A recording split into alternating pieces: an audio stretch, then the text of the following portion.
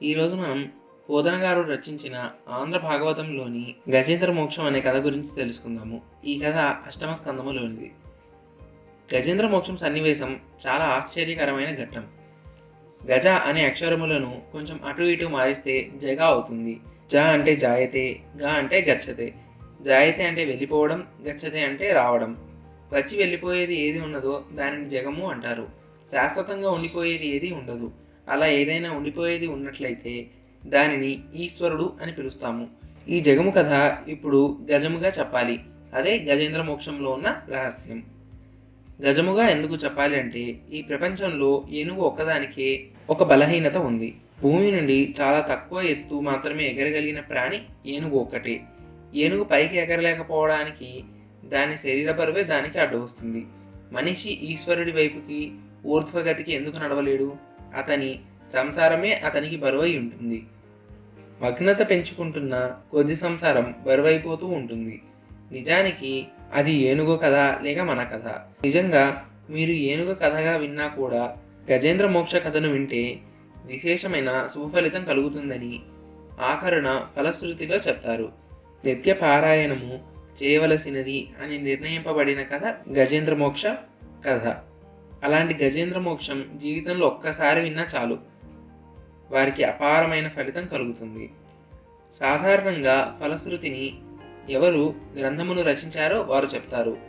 గజేంద్ర మోక్ష సన్నివేశంలో సాక్షాత్తు శ్రీమన్నారాయణుడు ఫలశ్రుతిని చెప్పారు.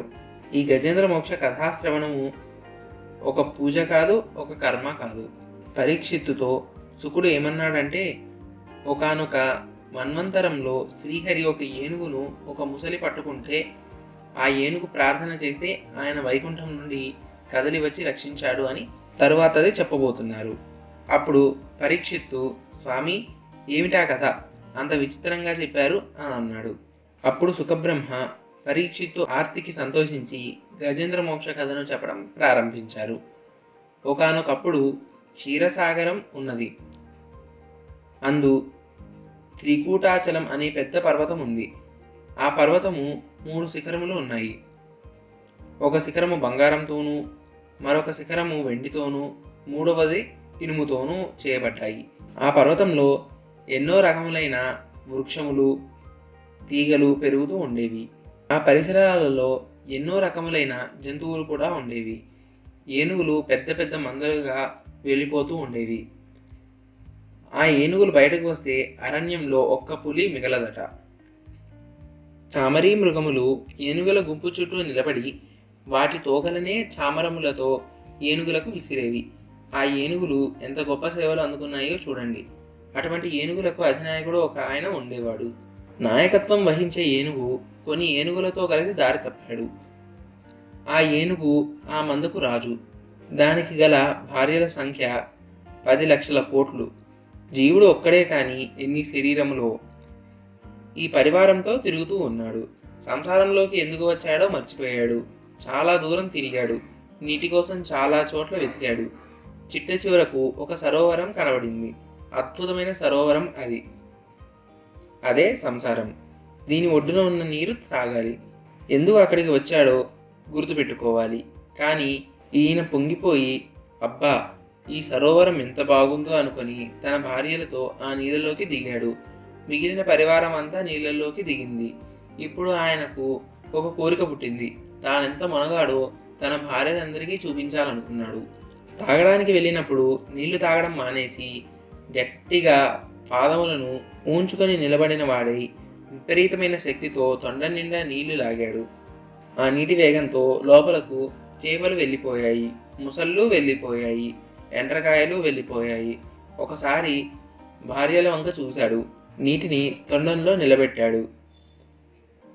ఇప్పుడు ఊంచుకొని తొండమును పైకెత్తి ఆ నీళ్లను ఆకాశం మీదకు విసిరాడు. ఇలా పైకి చిమ్మేసరికి లోపల ఉన్న గాలి శక్తితోటి తొండంలో ఉన్న చేపలన్నీ వెళ్ళిపోయి మీనరాశిలో పడిపోయాయి. అందులో ఉన్న ఎండ్రకాయలన్నీ కర్కాట రాశిలో పడిపోయాయి. మొసళ్ళు అన్నీ మకర రాశిలో పడిపోయాయి. అలా 3 రాశులలో పడేటట్లు కొట్టాడు. ఇది చూసి ఆకాశంలో తిరుగుతున్న దేవతలు ఆశ్చర్యపోయారు. గజేంద్రుడు అలా చేసేసరికి దీనిని చూసి ఆయన చుట్టూ ఉన్న వాళ్ళు చాలా సంతోషపడిపోయారు. అందరూ సరోవరంలో దిగి నీళ్లు తాగేస్తున్నారు, చిమ్మేస్తున్నారు, తొండంతో కొట్టేస్తున్నారు. కనబడిన చిన్న మొసళ్లను తొక్కి చంపేస్తున్నారు. పావుగంట అయ్యేసరికి నీరు బురద అయిపోయి అంతా కల్మషం అయిపోయింది. ఇంత అల్లరి చేస్తుంటే, ఇన్ని ప్రాణాలు చచ్చిపోతుంటే ఒకరు చూశారు. గ్రహణంలో సూర్యుడిని పట్టినట్లు ఆ నీటిలో ఉన్న పెద్ద మొసలి చూసింది. ఈ ఏనుగులు చాలా అల్లరి చేస్తున్నాయి. ఈ అల్లరికి ఈ నాయక ఏనుగే ప్రధాన కారణము. దీనిని పట్టుకోవాలి అనుకొని తలపైకెత్తి చూసింది. భుగభుగమనే చప్పుళ్లతో పెద్ద పెద్ద బుడగలను పుట్టించి నీటిని జిమ్మి తోక కొట్టి దూరం నుంచి చూసి నీటిలో మునిగి ఏనుగు కాలు ఎక్కడ ఉంటుందో పట్టేసుకుంది. మొసలి నీటి అడుగు నుంచి పట్టుకోవడం అంటే సంసారం ఇంద్రియములు పట్టుకోవడం లాంటిది. కాలం నడిచి వెళ్తూ ఉంటుంది. కాలాంతర్గతంగా మృత్యువు వస్తుంది. కాబట్టి మృత్యువు కాలను పట్టింది. ఇక కదలడు. పట్టు విడిపించుకుందామని చూస్తున్నాడు గజరాజు. ఇప్పుడు మిగిలిన కోరికలన్నిటినీ పక్కన పెట్టేసినట్లయితే ఏనుగుకి ఉన్న కోరిక ఒక్కటే, ఆ ముసలి పట్టు తప్పించుకొని గట్టు ఎక్కేద్దామని ఏనుగు చూస్తోంది. ఏనుగు గట్టెక్కకుండా నీళ్ళల్లోకి లాగేద్దామని మొసలి చూస్తోంది. ఇప్పుడు గజరాజుతో కూడి ఉన్న మిగిలిన పరివారం ఏం చేస్తున్నారు?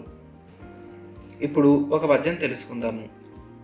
మకరి తోడబోరు మాతంగ విభుని నొక్కరిని దించిపోవ గాళ్ళు రాక కోరి చూచుచుండే గుంజరి యూదంబు మగలు దగలు గారే మగవలకును.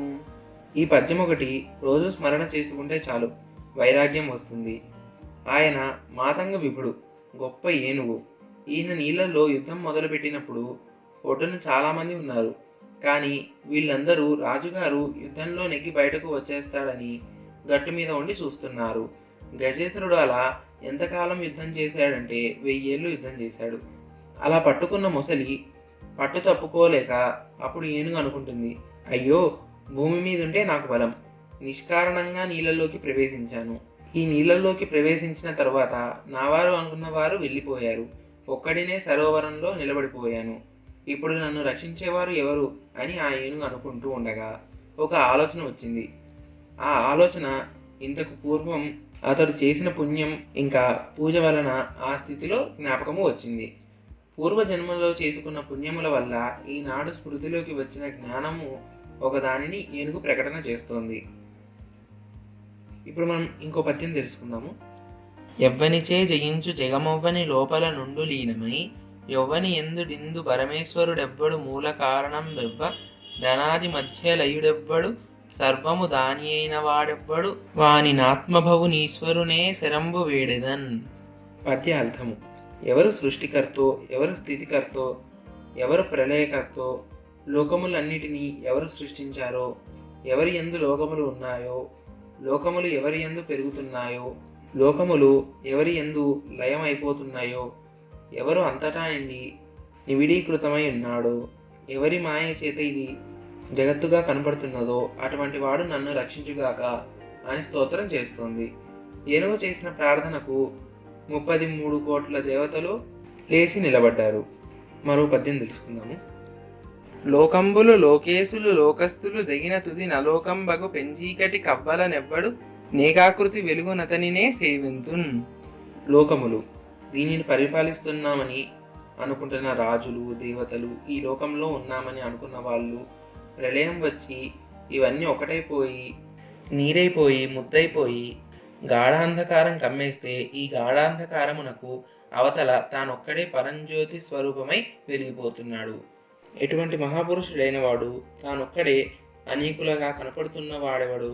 అలాంటి వాడిని ఎవరు స్తుతి చేయలేరో, ఆయన చేసే పనులను ఎవరు గుర్తుపట్టలేరో, ఎవరూ చెప్పలేరో అటువంటి వాడు నన్ను రక్షించుగాక. దేవతలు ఎవరి మటుకు వాళ్ళు ఏనుగు తమను ప్రార్థించడం లేదని కూర్చున్నారు. దేవతలు అలా కూర్చోవడంలో ఒక రహస్యం కూడా ఉన్నది. ఇప్పుడు ఏనుగు అడుగుతున్నది రక్షణ. మొసలిని చంపి రక్షించాలి అంటే రక్షణ చేసేవాడు స్థితికారుడై ఉండాలి. స్థితికారుడు శ్రీ మహావిష్ణువు కాబట్టి అందులో రక్షణ అంతర్లీనంగా ఉంది. కాబట్టి అందరూ దేవతలు ఎవరి మానాన వాళ్ళు కూర్చున్నారు. ఏనుగు ఎంత స్తోత్రం చేసినా మరి భగవంతుడు ఎందుకు రాలేదు? ఏనుగు ఇన్ని చెప్పి చివర ఒక మాట అంది. గలడందరు దీనుల ఎడ గలడందరు పరమయోగి గణముల పాల గలడందరు అన్ని దిశలను గలడు కలండనడివాడు గలడో లేడో. ఇంతా చెప్తోంది కానీ దానికో అనుమానం. నిజంగా దీనులైన వారు పిలిస్తే వస్తాడా? అంతటా ఉన్నాడని అంటారు, కానీ అలా ఉన్నాడని చెప్పబడుతున్న వాడు ఉన్నాడో లేడో అంది.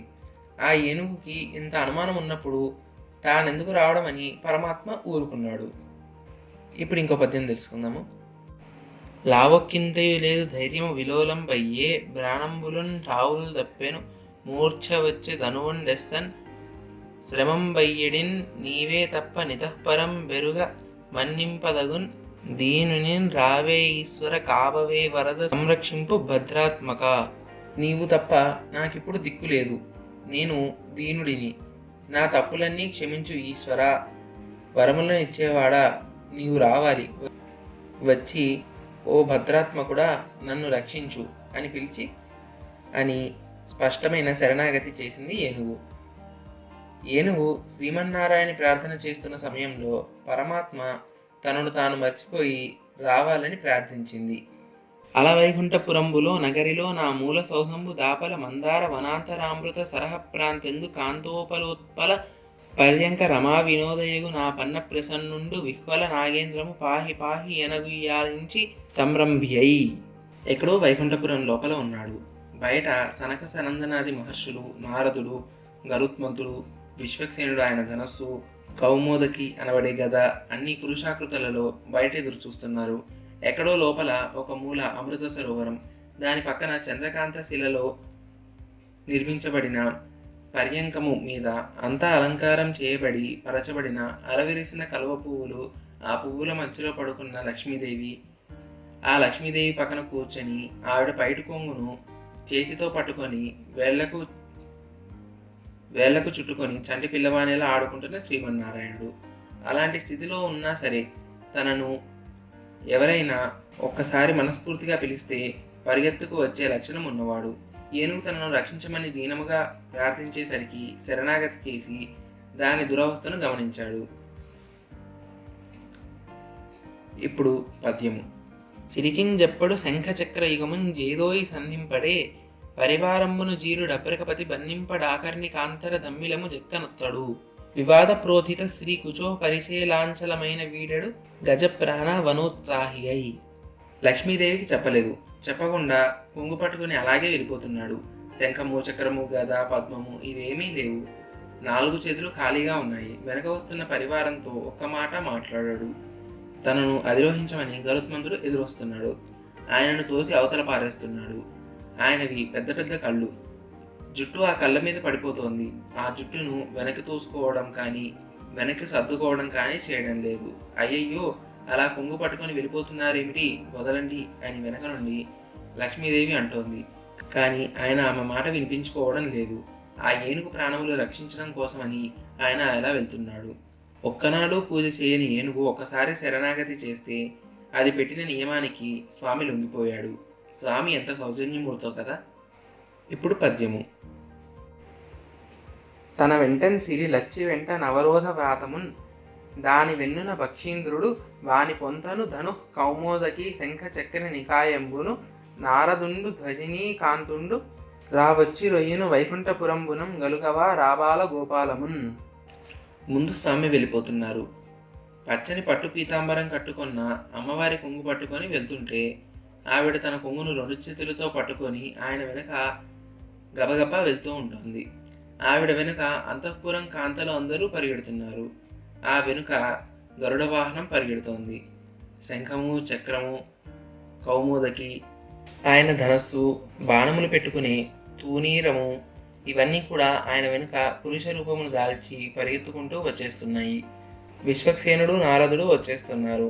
ఆ వైకుంఠంలో ఉన్న పిల్లవాడి దగ్గర నుంచి ముసలి వాళ్ళ వరకు అందరూ ఆకాశంలోకి వచ్చేస్తున్నారు. వాళ్ళు అమ్మవారి దగ్గరకు వెళ్ళి, అమ్మా, ఆయన సంగతి నీకు తెలుస్తుంది కదా, అసలు ఆయన ఎక్కడికి వెళ్తున్నారు, అలా ఇంతకు పూర్వం ఎప్పుడైనా వెళ్ళాడా అని అడిగారు. అప్పుడు అమ్మవారు, ఆయన అలా వెళ్ళిపోతున్నారంటే ఎవరో కలులు వేద ప్రపంచమును సోమకుడు తిరస్కరించినట్లు తిరస్కరించి ఉండవచ్చు. లేకపోతే ఏదైనా సభలలో ఆర్తి చెందిన కాంతలు గోవిందా అని ప్రార్థన చేస్తే వెళ్తారు. చిన్నపిల్లలను పట్టుకొని ఏదిరా పరమాత్మ ఎక్కడ ఉన్నాడో చూపించమని పెద్దవాళ్ళు ధిక్కరిస్తూ ఉంటారు. అప్పుడు ఆ పిల్లలను రక్షించడానికి వెళ్తూ ఉంటారు. ఇప్పుడు అటువంటి సందర్భములు ఏమైనా వచ్చినవేమో, అందుకని అలా స్వామి పరిగెడుతూ ఉన్నట్టు ఉన్నారు అని అంటుంది అమ్మవారు. ఇప్పుడు పద్యము. అడిగదనని కడువడి జాను నడిగిన ధనమగుడ నడువడని నడయుడుగున్ వెడవెడ సిడిముడి తడబడ నడుగిడదు జడిమ నడుగిడు నెడలన్. అలా వెళ్తున్న అయ్యవారి కాళ్ళల్లో అమ్మవారి కాళ్ళు పడిపోతూ ఈ అడుగుతున్న వాళ్ళ మాటలకు జవాబులు చెప్పలేక అమ్మవారి అడుగులు తడబడుతూ అయ్యవారి వెనకాలే నడిచింది. అలా వెళ్ళిపోతుంటే చెవులకు పెట్టుకున్న తాటంకములు ఊగుతున్నాయి. అవి అమ్మవారి ఎర్రటి చెక్కిళ్ళలో ప్రతిఫలిస్తున్నాయి. ఇంతలో దేవలోకంలో ఉన్నవాళ్ళు, మనుష్యలోకంలో ఉన్నవాళ్ళు ఏమిటో ఇంత వెలుతురుగా ఉన్నదేమిటని ఆకాశం వంక చూశారు. ఒక్కసారి ఎక్కడి వాళ్ళు అక్కడ నిలబడిపోయారు. తపస్సులు చేస్తే కనపడని వాడు ఈవేళ ఇలా వెళ్ళిపోతున్నాడు, చూడండి చూడండి అని అందరూ చూస్తున్నారు. జనులందరూ అలా వెళ్ళిపోతున్న వారిని చూస్తూ నమో నారాయణాయ నమో నారాయణాయ అంటూ నమస్కారములు చేస్తూ నిలబడ్డారు. కానీ పరమాత్మ మాత్రం తొందరగా వెళ్ళి ఏనుగును రక్షించాలని గబగబా వెళ్ళిపోతున్నారు.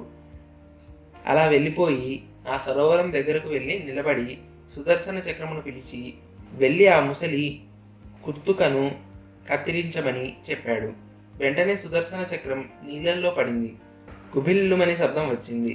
సుదర్శన చక్రం ముసలి కుత్తుకను కత్తిరించేసింది. సుదర్శన చక్రం ముసలి తలకాయను కోస్తుంటే మకరము అనే పేరు గలవి అన్నీ మిక్కిలి భయపడ్డాయి. మకర రాశి సూర్యుని చాటుకు వెళ్ళి నక్కింది. నవనిధులలో ఒక నిధి అయిన మకర నిధి భయపడిపోయి కుబేరుని చాటుకు వెళ్ళి దాక్కుంది. మొసలి అని పేరున్న ప్రతి మొసలి కూడా భయపడి ఆదిపూర్వం చాటుకు వెళ్ళి దాక్కున్నాయి.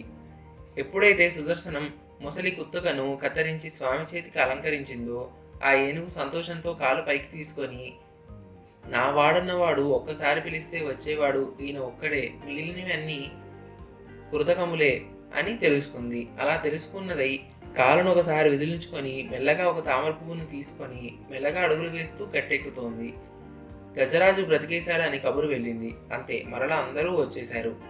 ఒక తామర పువ్వును తీసుకొని వెళ్ళి శ్రీమన్నారాయణుడి పాదాల మీద పెట్టి కుంభస్థలమును వంచి నమస్కరించింది.